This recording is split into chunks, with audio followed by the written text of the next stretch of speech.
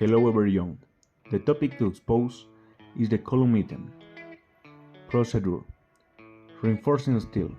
Reinforcing steel should be placed in the length and diameter stipulated in the structural designs.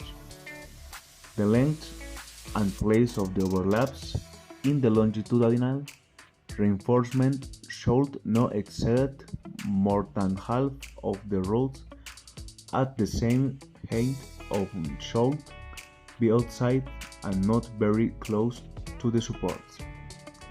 The confinement zone is a distance in which the stirrups are placed with less spacing between them to improve the strength of the concrete. Formwork.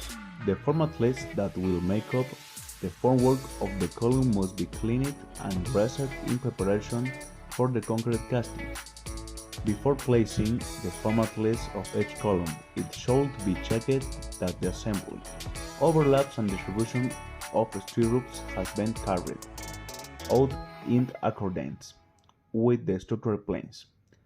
Subsequently, the boards are placed with the base in the shorting that has been drawn on the plate, aligning them as best as possible according to the section of the column. They give initial support to the frontlets. The boards are nailed with lace until support itself. At this time, the jaws or clamps are placed. They are responsible for adjusting the frontlet and keeping the section constant, avoiding bulges and misalignments. The jaws must be horizontal and very well adjusted to the board. Concrete untying. Before untying the concrete, the inner face of the formatlets must be completely moistened to prevent them from removing moisture from the concrete, as this can affect properties of the mixture.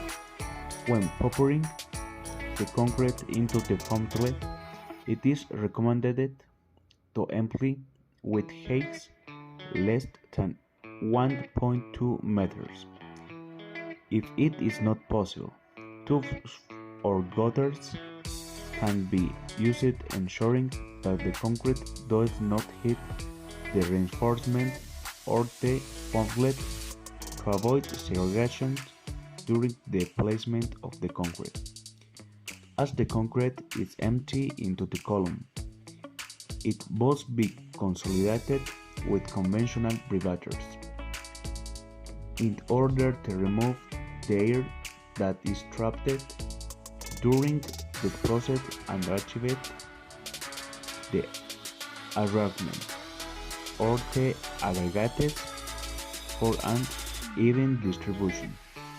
It is also important to hit the base of the frontlets with a rumble hammer to remove bubbles of trapped air to prevent formation at curing the element. For the curing of concrete, various techniques can be used. Hot plastic coatings are usually used to prevent the escape of moisture and the reaction of the cement is carried on satisfactorily. Another method may be to cover them with sacks and them with a hose constantly. That's all. Thank you.